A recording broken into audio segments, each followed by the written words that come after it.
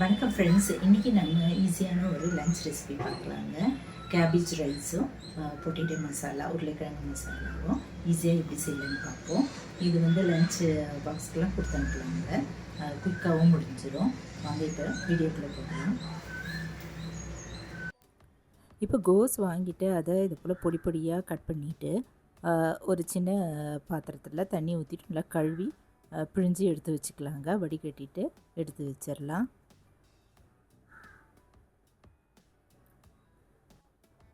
இந்த கேபேஜ் ரைஸ்க்கு நம்ம ஒரு பொடி தயார் பண்ணிக்கலாம். அடுப்பில் ஒரு கடாயில் 1 டீஸ்பூன் அளவு எள்ளு போட்டு நல்லா ட்ரை ரோஸ்ட் பண்ணிடலாம். நல்லா படப்படன்னு பொரியிற வரைக்கும் நல்லா வறுத்துட்டு ஒரு தட்டில் எடுத்து வச்சிடலாம். இப்போ கொஞ்சமாக ஆயில் ஊற்றிட்டு 1 டேபிள் ஸ்பூன் அளவு கடலைப்பருப்பை போட்டு நல்லா செவக்க வறுத்து அதையும் அந்த எள்ளு கூட எடுத்து வச்சுருவோங்க. செவந்ததும் நம்ம அதை எடுத்து வச்சுருவோம். இப்போ 1 டீஸ்பூன் அளவு உளுத்தம்பருப்பு போட்டுட்டு அதை செவக்க வறுத்துட்டு எடுத்து வச்சிடலாம். இப்போ ஒரு சின்ன கட்டி பெருங்காயம் அதையும் போட்டு வறுத்துட்டு 2 வரமிளகாய் சேர்த்துக்கலாங்க. இந்த ரைஸ்க்கு வந்து வரமிளகாய்க்கு பதில் நம்ம பச்சை மிளகாவும் சேர்த்துக்கலாம். இதில் நான் வரமிளகாய் தான் சேர்த்துட்டேன். இது வறுப்பட்டதை எடுத்து வச்சிடலாம். மேலே தூவுறதுக்கு ஒரு கைப்பிடி அளவு வேர்க்கடலை அதையும் போட்டு வறுத்துக்கலாங்க. இல்லை வறுத்த வேர்க்கடலை எடுத்தால் கூட நம்ம இந்த ரைஸ்க்கு யூஸ் பண்ணிக்கலாம். இப்போ இதெல்லாம் நம்ம மிக்ஸி ஜாரில் போட்டு அரைச்சிக்கலாங்க. இதை போல் பொடி பண்ணி எடுத்து வச்சுருவோம். இப்போ ரைஸ் வந்து தயார் பண்ணிக்கலாம். அடுப்பில் கடாயில் கொஞ்சம் ஆயில் ஊற்றிட்டு கடுகு உளுத்தம்பருப்பு ரெண்டுமே அரை டீஸ்பூன் போட்டு பொரிய விட்டுறலாங்க. நல்லா செவந்ததும் கருவேப்பிலையும் போட்டுட்டு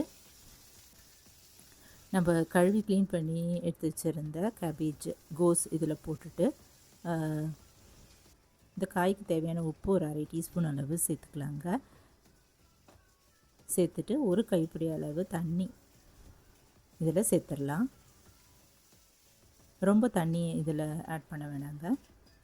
ஒரு கைப்பிடி அளவு இப்படி மேலே அப்படி தெளிச்சிட்டு மூடி வச்சுருவோம். இது நல்லா வெந்த பிறகு கொஞ்சம் க்ரன்ச்சியாக இருந்தால் தான் நல்லாயிருக்கும். சாதத்தோடு பிசைஞ்சு இது பண்ணுறதுக்கு கலர்றதுக்கு மூடி வச்சிடலாங்க. 2 நிமிஷம் 3 நிமிஷம் வரைக்கும் வெந்தால் போதும். இப்போ நல்லா வெந்துருச்சு. இந்த டயத்தில் அரைச்சி வச்சுருந்த இந்த பொடியை இது மேலே அப்படி தூவிடலாங்க. 2-3 டீஸ்பூன் அளவு தூவிட்டு 2 கப் அளவு சாதம், வடித்த சாதம் அதையும் நல்லா ஆற வச்சு இதில் மேலே போட்டுட்டு வறுத்த வேர்க்கடலையும் சேர்த்துட்டு இப்போ இந்த சாதத்துக்கு வந்து இன்னும் கொஞ்சம் கூட சால்ட்டு தேவைப்பட்டது. அதனால் இன்னும் ஒரு டீஸ்பூன் அளவு உப்பு இதில் சேர்த்துட்டு நல்லா கலந்துக்கலாங்க. கடைசியாக பொடியும் இருக்கிற எல்லா பொடியும் சேர்த்துருவோம். இந்த சாதம் வந்து ஒரு 3 பேருக்கு கரெக்டாக இருக்குங்க. நல்லா கலந்து எடுத்து வச்சிடலாம். அடுப்புலேயே ஒரு 2-3 நிமிஷம் வரைக்கும் இருக்கட்டும். இறக்க போகிற டயத்தில் 2-3 டீஸ்பூன் அளவு நெய் இதில் மேலே ஊற்றி கிளறிட்டு இறக்கி வச்சுருவோம்.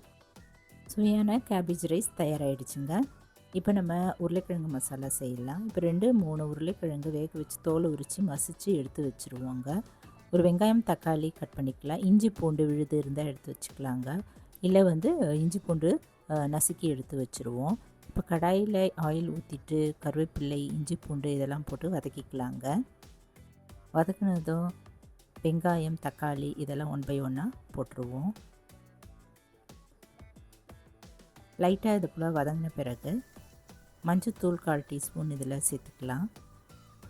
கூடவே சாம்பார் தூள் அது 1 டீஸ்பூன், ஜீரகத்தூள் அரை டீஸ்பூன், தனியாத்தூள் ஒரு அரை டீஸ்பூன், இந்த உருளைக்கிழங்கு மசாலாவுக்கு தேவையான உப்பு ஒரு அரை டீஸ்பூன் சேர்ந்து நல்லா கலந்துட்டு இதில் 2 கைப்பிடி அளவு தண்ணி இப்படி தெளிச்சிருவாங்க. ரொம்ப ஊற்றணுன்னு அவசியம் இல்லை. 2 கைப்பிடி அளவு தண்ணி தெளிச்சுட்டு கலந்துட்டு ஒரு 2 நிமிஷம் போல் வேக வச்சுக்கலாம். மூடி வச்சுருவோம்.